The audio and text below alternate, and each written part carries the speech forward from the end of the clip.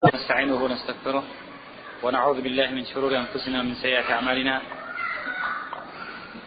من يهد الله فلا مضل له ومن يضلل فلا هادي له أشهد أن لا إله إلا الله وحده لا شريك له وأشهد أن محمدا عبده ورسوله أما بعد إخواني في الدين rahimani wa rahimakumullah.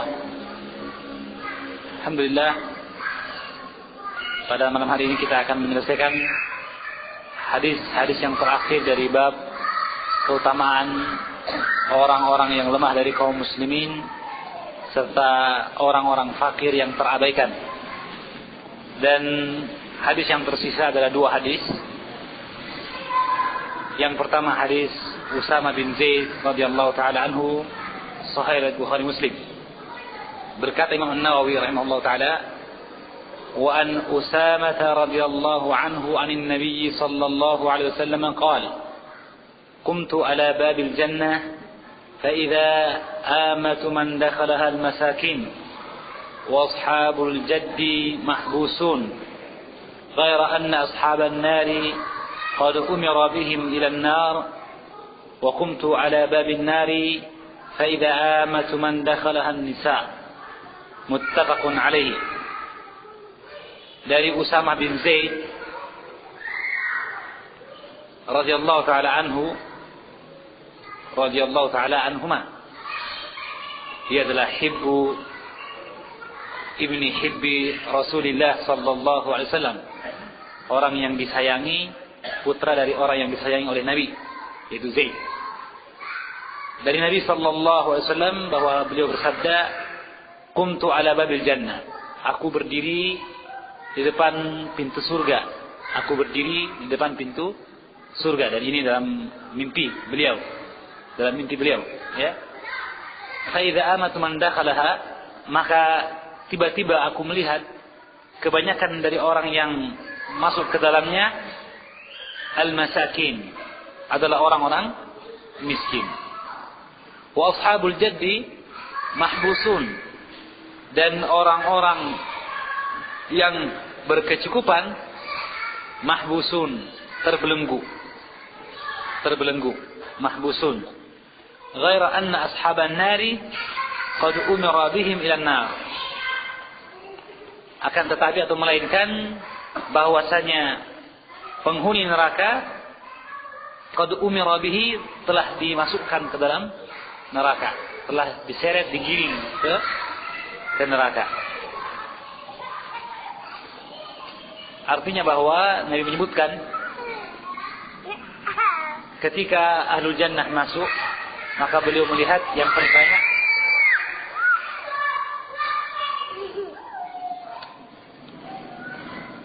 terbanyak adalah orang-orang miskin, ya. Dan ketika itu pula penghuni neraka telah digiring ke neraka. Nah, tersisa orang-orang kaya, orang-orang yang berkecukupan yang mereka mahbusun, mereka terbelenggu, mereka tertahan, ya. Mereka tertahan. Lam yu'lam lahum fi dukhulil jannah, belum diizinkan kepada mereka untuk masuk segera ke dalam surga, ya. Wa qumtu ala babin nar, kemudian aku pun berdiri di depan pintu neraka. Fa'idha amatu man dakhalaha an-nisa, maka kebanyakan yang masuk ke dalamnya adalah para wanita. Baik, hadis ini muttafaqun alaihi. Yang menjadi dalil dari hadis ini, asy-syahid yang menjadi dalil dalam hadis adalah pada perkataan Nabi, fa'idha amatu man dakhalaha al-masakin, kebanyakan yang masuk ke dalam surga adalah orang-orang miskin. Menunjukkan orang-orang miskin lebih utama daripada orang-orang yang kaya, ya. Dan telah kita sebutkan dalam hadis Thauban dan Abdullah bin Salam, ketika Nabi ditanya tentang siapa orang yang paling pertama masuk ke dalam surga, beliau mengatakan fuqara'ul muhajirin, orang-orang fakir dari muhajir, ya. Menunjukkan keutamaan orang muhajir dan juga keutamaan orang-orang miskin dari golongan muhajir, ya. juga kita dapatkan bahwa kebanyakan dari penghuni neraka adalah para wanita. Dan ini sabit dari hadis Abdullah bin Abbas juga, muttafaqun alaihi, ketika dalam khutbah Idnya, maka Nabi datang kemudian ke tempat para wanita dan menyampaikan kepada mereka nasihat. Maka kemudian beliau mengingatkan kepada para wanita bahwa uritu aktsarukunna ahlan nar, aktsarukunna ahlun nar. Aku diperlihatkan bahwa kebanyakan dari kalian adalah penghuni neraka. Maka berdirilah seorang wanita yang cerdas dan bertanya, "Ya Rasulullah, mengapa demikian? Mengapa demikian?" Menunjukkan kepada kita bahwa kebanyakan dari penghuni neraka adalah wanita. Itu bukanlah semata-mata karena Allah berbuat zalim kepada para wanita, tidak. Tapi terjadinya hal itu tidak lain karena apa yang ada pada wanita dari sifat-sifat dan kebiasaan, ya kan? Oleh karena itu sahabiah yang cerdas tadi berdiri dan bertanya, "Ya Rasulullah, wa fi madzalik?" Dan mengapa demikian? Apa sebab mereka masuk ke dalam neraka kebanyakannya? Menunjukkan bahwa balasan pastilah sesuai dengan amal perbuatan, dan Allah wa ma ana bizallamin lil abid, tidak mungkin berbuat zalim, tidak mungkin berbuat zalim kepada hambanya. Maka apa penyebabnya? Siapa tahu? Kadafi, apa penyebab bahwa kebanyakan penghuni neraka adalah wanita? Ya? Ya? Kenapa? Ya, kebiasaan apa maksudnya? Apa itu? Nah, bukan, ya.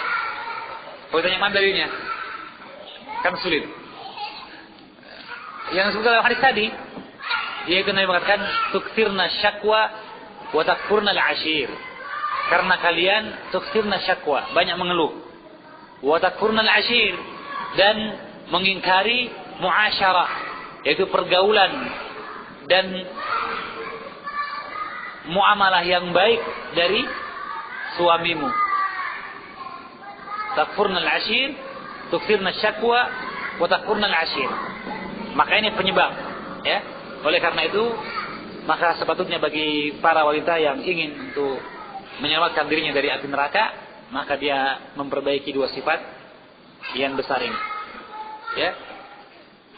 Walaupun ini bukan berarti bahwa dia hanya ada atau mungkin ada pada wanita, pria pun bisa saja, ya kan. Tetapi bahwa kebanyakan dari mereka adalah para wanita. Sifat ini ada pada wanita, ya. Baik. Kemudian dalam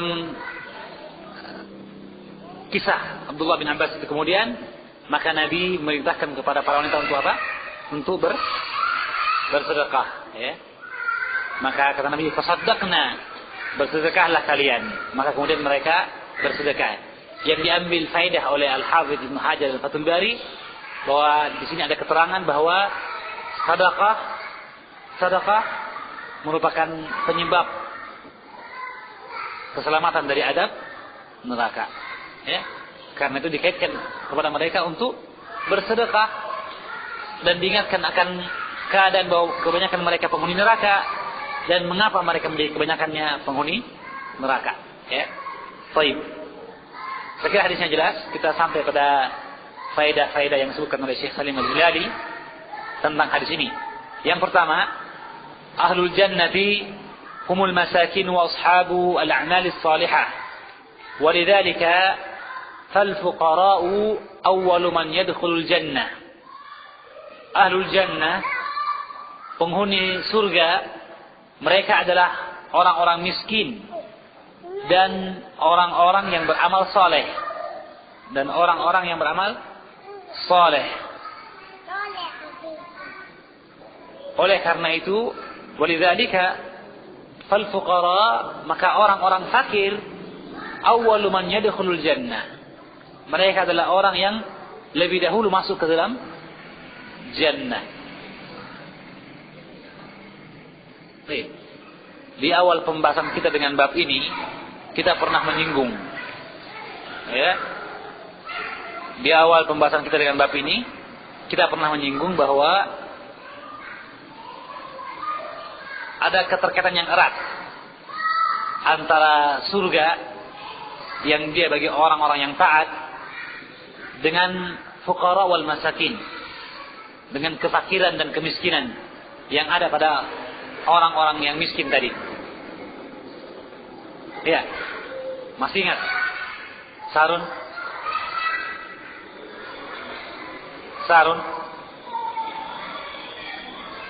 Di awal pembahasan lalu, di awal bab ini kita pernah menyebutkan ada keterkaitan yang erat antara al-jannah yang dia adalah darul karamah, tempat memuliakan orang-orang yang taat, dengan keadaan orang-orang fakir dan miskin.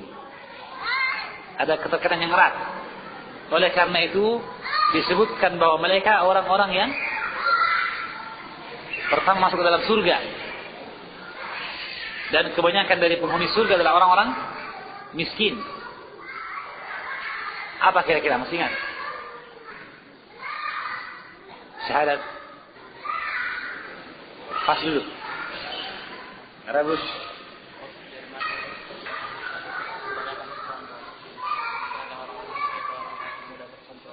Barakallahu fiik. Ya, itu yang diinginkan, ya. Jadi mungkin ada yang bisa mengulang. Mulyadi. Mungkin tidak persis sama, tapi yang jelas intinya sama. Mengapa atau apa keterkaitan yang erat antara surga yang dia darul karamah dengan orang-orang miskin? Ya, membanggakan karena penghuninya kebanyakan adalah orang-orang miskin dan fakir. Sekarang kita tanyakan, mengapa kok justru orang-orang fakir yang banyak jadi penghuni surga, orang-orang miskin? Apa keterkaitan antara keduanya? Surga darul karamah, tempat memuliakan orang-orang yang taat. Kemudian disebutkan kebanyakan penghuninya adalah orang-orang miskin. Pak Ismail mungkin. Ya. Barakallahu fikum, ya. Perkara yang kedua yang disebutkan oleh Pak Ismail. Tadi pertama yang disebutkan oleh Al-Akh Arabus bahwa orang-orang yang miskin lebih mudah tersentuh kepada kebaikan. Mereka lebih merasa akan kerendahan diri mereka. Beda dengan orang-orang kaya yang mereka ahlu tajabbur wa takabbur. Biasanya begitu, ya. Meskipun tidak mesti bahwa orang kaya pasti sombong, tidak. Tapi bahwa du'afa, orang yang lemah, masakin, mereka kebanyakannya mudah tersentuh. Kenapa? Karena mereka lebih bersikap rendah hati. Mereka mudah untuk menerima kebenaran. Itu satu sisi. Sisi yang kedua, ini disebutkan oleh Pak Ismail. Apa? Ya, bahwa mereka karena kefakirannya banyak meminta kepada Allah, banyak beribadah kepada Allah, dan doa wal ibadah. Doa adalah ibadah. Ya, bahkan Nabi mengatakan, "Laisa syai'un akramu 'indallahi, laisa syai'un akramu ila Allah min ad-du'a." Tidak ada perkara yang paling mulia di sisi Allah selain doa. Maka dengan begitu mereka lah orang yang paling banyak beribadah dengan doa mereka, karena mereka fakir. Sehingga dengan demikian pantaslah jika mereka banyak yang taat kepada Allah, dan akhirnya mereka menjadi penghuni surga Darul Karamah, tempat orang-orang yang taat tadi. Jadi itu dua sisi, ya. Oleh karena itu Nabiullah Musa alaihissalam ketika berdakwah kepada tauhid dan diutus kepada Bani Israel, serta merta Bani Israel menerimanya. Adapun kaum Fir'aun menolaknya. Demikian pula sunnatullah tentang para nabi yang lalu, di mana selalu yang membantah dakwah, yang menolak ajakan kebaikan adalah akabira mujrimiha, ya kan? Atau mutrafuha, orang-orang yang berkedudukan, orang-orang terpandang dari kaum tersebut. Selalu demikian, ya kan? Maka ini menunjukkan kepada kita tentang keutamaan orang yang miskin dan kedudukan mereka yang dekat dengan Allah Subhanahu wa taala. Tetapi ingat, Itu semua hanya akan sempurna manakala kemudian dibarengi dengan iman dan takwa, dengan amal soleh. Ya, sebab tidak bahwa pastilah juga ada di antara orang-orang miskin yang dia jadi penghuni neraka, na'udzubillahi min dzalik. Dan juga ada orang-orang kaya yang justru menjadi penghuni surga, ya. Wallahu a'lam bishawab. Jadi itu yang perlu diperhatikan, bahwa ahlul jannah, penghuni surga, mereka adalah orang-orang miskin dan orang-orang yang beramal soleh. Maka oleh karena itu orang-orang fakir, mereka lebih dahulu masuk ke dalam surga. Kenapa? Karena kefakiran yang ada pada mereka menyebabkan mereka lebih mudah menerima kebenaran dan lebih banyak beribadah kepada Allah Subhanahu wa ta'ala. Dulu pernah kita bahas dalam kitab Iqtida' Shiratal Mustaqim, bahwa terkadang orang yang musyrik, orang yang kafir, terkadang ketika berdoa dikabulkan doanya. Iya. Bukan karena Allah cinta kepada orang itu, tidak. Tetapi karena Allah ingin mengabulkan doanya karena apa yang ada pada dirinya dari bentuk ketulusan hati dalam berdoa, kerendahan dirinya. Ya kan? Yang dulu disebutkan oleh Ibnu Taimiyah. Terkadang seseorang dia datang ke kuburan, meminta di kuburan, dikabulkan apa yang diminta. Maka karena itulah kemudian banyak fitnah terjadi. Banyak orang menyangka karena dia minta ke kubur itu sehingga dikabulkan. Karena yang dikuburkan si itu, maka diterima doanya. Maka terjadilah bentuk-bentuk syirik. Padahal kata Ibnu Taimiyah, banyak jawaban untuk keadaan dikabulkannya doa orang yang kafir.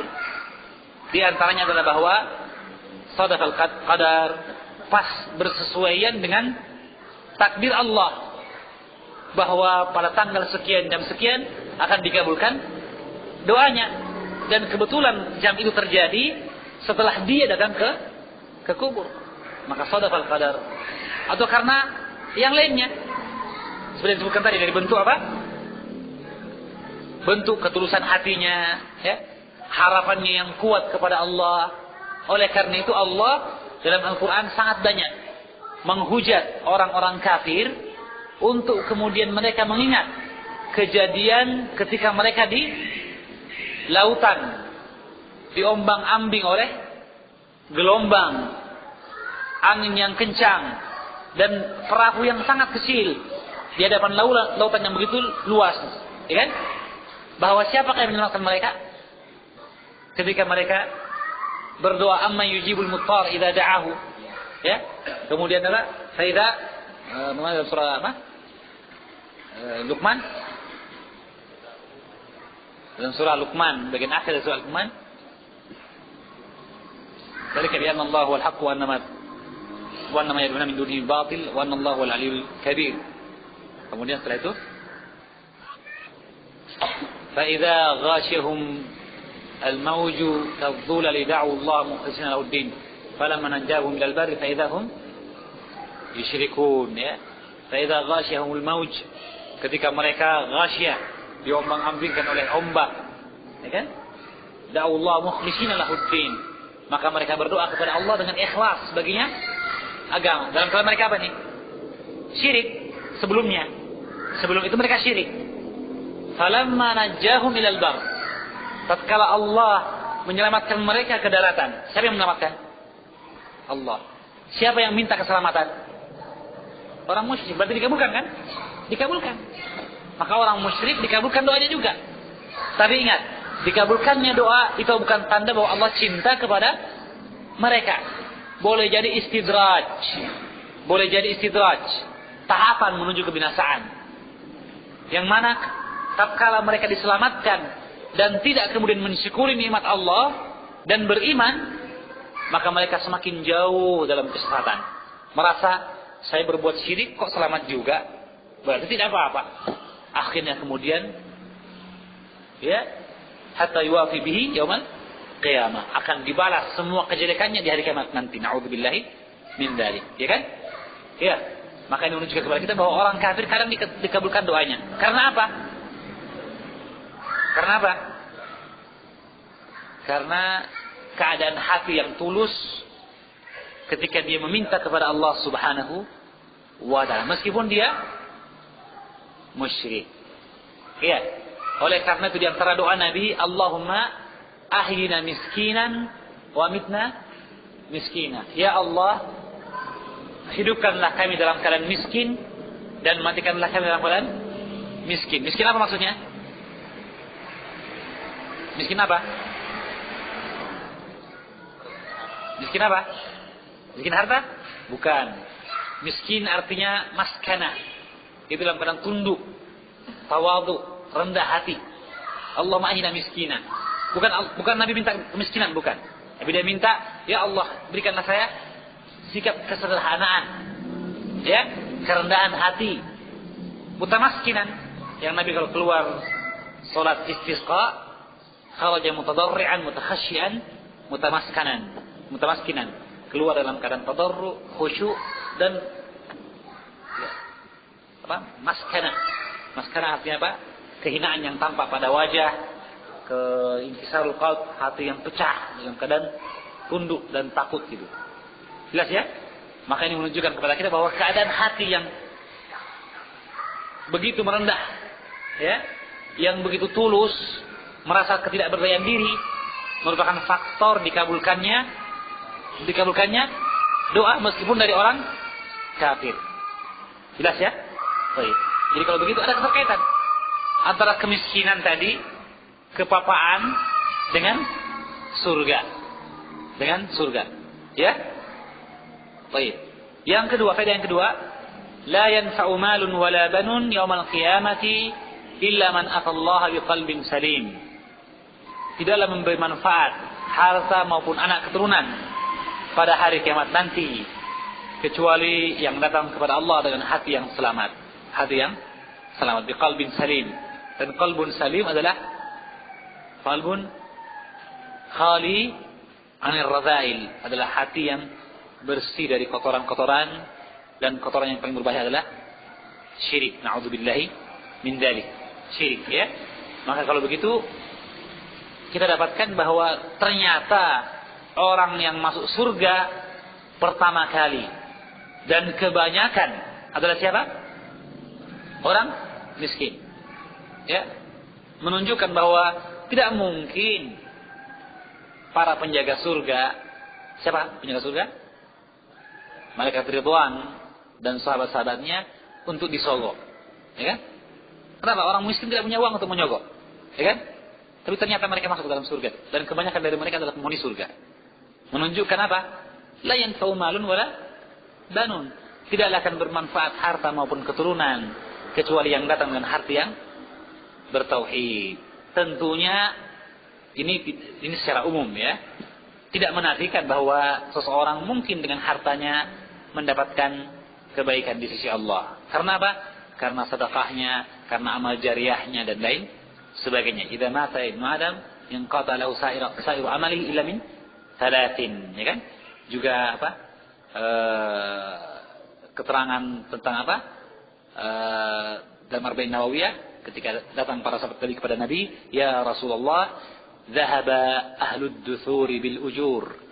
Ketika para sahabat yang miskin datang kepada Nabi, "Wahai Nabi, orang-orang yang kaya, dusur, yang punya perbenaran banyak, telah berangkat mendahului kami ke surga dengan pahala-pahala." Maka dia mengatakan, "Mengapa demikian?" Kata mereka, "Ya Rasulullah, yasumuna kama nasumu wa yusalluna kama nusalli." Bagaimana tidak, wahai Nabi? Mereka sholat seperti kita sholat. Mereka pun puasa seperti kami berpuasa. Wa yatasaddaquna bi fadli amwalihim. Tapi kelebihannya apa? Mereka punya harta. Sholat kami sama, puasa kami sama, ya kan? Tapi mereka tidak butuh modal, kan? Puasa sholat tidak butuh modal, ya kan? Tapi yatasaddaquna bi fuduli amwalihim. Mereka bersedekah dengan kelebihan harta mereka. Wah, ini betaki. Kami kalah ini. Ya? Maka Nabi kemudian tunjukkan kepada mereka apa yang bisa menyaingi hal itu. Apa itu? Sedekah juga, tapi dengan amal kebajikan. Inna bi kulli tasbihatin sadaqah Wa fi kulli tahmidatin sadaqah. Setiap tasbih sedekah, setiap tahmid sedekah, amrun bil ma'ruf wan nahyun 'anil munkar sedekah. Seterusnya disebutkan sedekah-sedekah yang banyak. Ya, menunjukkan kepada kita bahwa masih mungkin terjadi tanafus. Syahidnya bahwa ternyata para sahabat mengatakan, orang-orang yang kaya dari para sahabat mendahului kami dengan sedekah mereka. Berarti bahwa harta yang bermanfaat di tangan orang yang bisa mengambil manfaat darinya, membawa manfaat di akhirat bismillah, ya kan? Adapun firman Allah, yauma la yanfa'u malun wala banun, itu ketika hari itu. Ketika hari itu tidak ada lagi dirhamun wala dinar, kata Nabi. Ketika hari itu tidak mungkin seorang mengatakan, ya Allah, karena dosa yang saya perbuat, saya tebus sekarang dengan sekian juta rupiah. Tidak bisa. Itulah maksud firman Allah, yauma la yanfa'u malun wala banun, ya. Adapun bahwa mal yang saleh, seperti kata Nabi, nikma apa? Nikma malun saleh fi rajulin saleh. Sebaik-baik harta yang saleh di tangan seorang yang saleh, maka dia mendapatkan faedah dari amal dan dari hartanya. Wallahu a'lam bissawab, ya. Baik, yang ketiga, an-nisa'ul lati ya'sina rabbahunna wa yunkirna al-jamila wa yakfurna al-'ashira yadkhulna an-nara. Wanita yang ya'sina rabbahunna, yang mereka bermaksiat kepada Allah, wa yunkirna al-jamila, dan mengingkari perbuatan jamil, perbuatan baik. Jika dibuat baik kepadanya, maka dia tidak mensyukurinya dari suami maupun orang lain. Wa yakfurna al-ashir, dan mengingkari ashir muasyarah. Muasyarah pergaulan, muamalah, muasyarah zaujiyah. Adapun jamil dia lebih umum. Apakah sedekah, apakah harta, atau diberikan mie ayam atau apa gitu ya. Maka itu jamil. Adapun ashir, pergaulan, kelembutan dalam berbicara, ya, disayang dan sebagainya, ya. Maka yakfurna al-ashir, mengingkari pergaulan baik, yadkhulna an-nara, mereka pasti masuk ke dalam neraka, ya. Artinya Syekh mengingatkan sebab mengapa kebanyakan penghuni neraka adalah wanita. Maksudnya adalah wanita yang punya sifat seperti ini, yang bermaksiat kepada Allah, yang yungkirnal jamil wa yakfurnal ashir, ya. Ada yang beliau tidak sebutkan di sini tentu saja, yang dia sahih dalam hadis. Apa itu? Ya. Tukfirna syakwa, banyak mengeluh.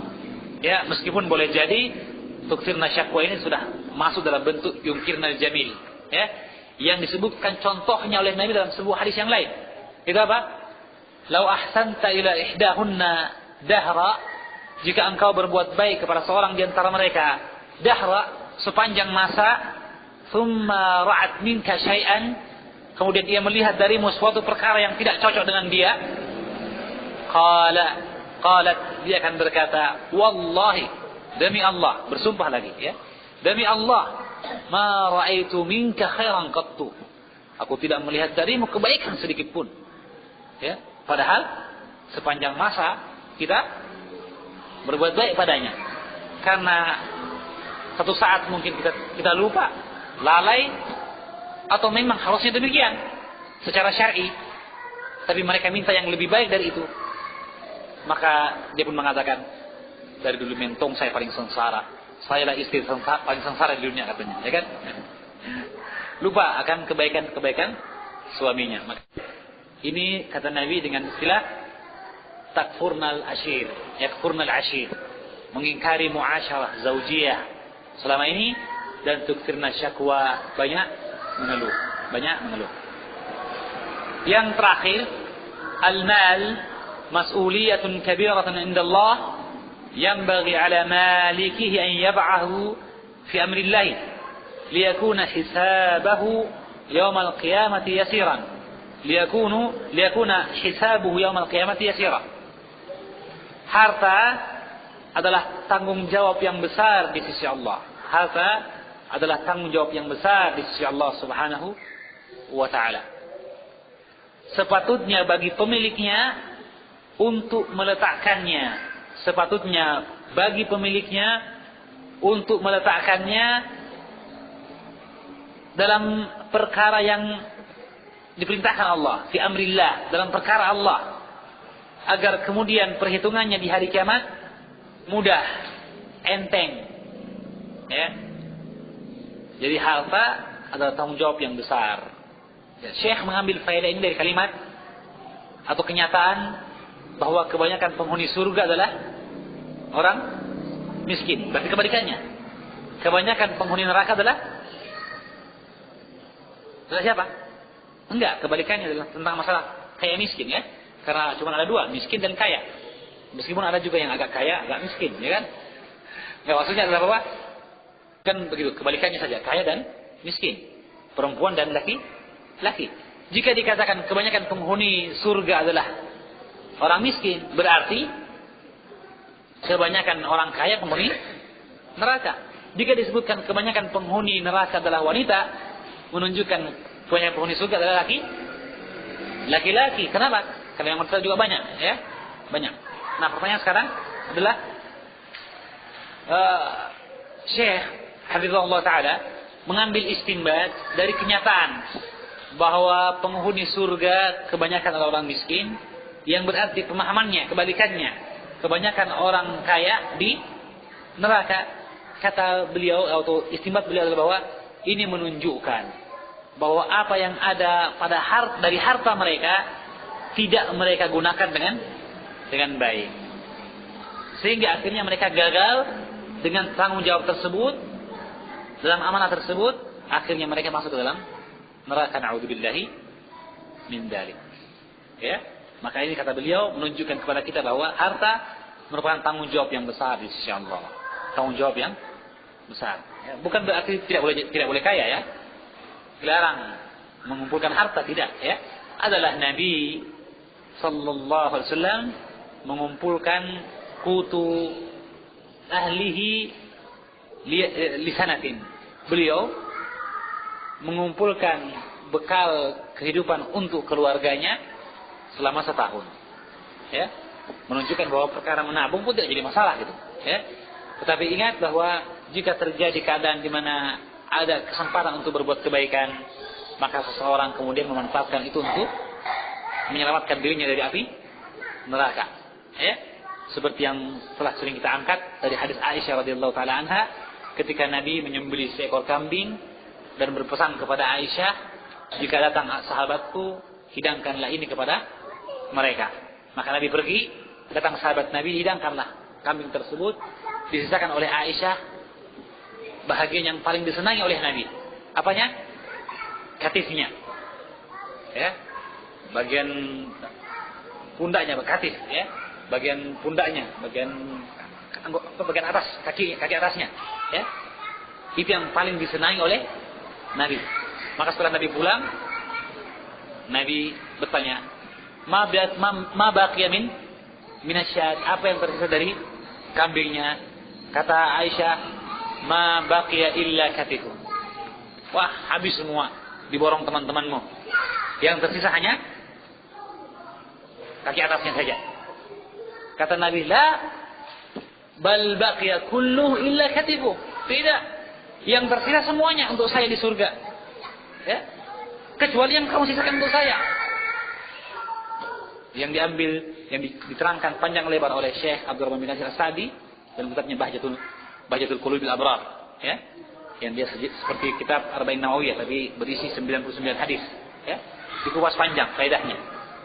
Bahwa sesungguhnya harta kita, bekal kita di surga adalah apa yang kita sedekahkan dan infakkan. Adapun yang kita kumpulkan dan simpan akan menjadi bagian keturunan kita. Atau mungkin akan menjadi makanan bagi kita, kemudian setelah itu makanan bagi cacing-cacing dan yang lainnya, ya. Adapun yang disedekahkan itulah yang menjadi teman kita di alam kubur dan pembela kita di akhirat nanti, ya. Maka seperti yang disebutkan tadi, bahwa ini merupakan bentuk yang menunjukkan kepada kita bahwa harta merupakan tanggung jawab di sisi Allah Subhanahu wa taala. Wallahu a'lam bishawab. Selesai. Belum. Belum di? Sudah lihat? Hadisnya panjang sekali.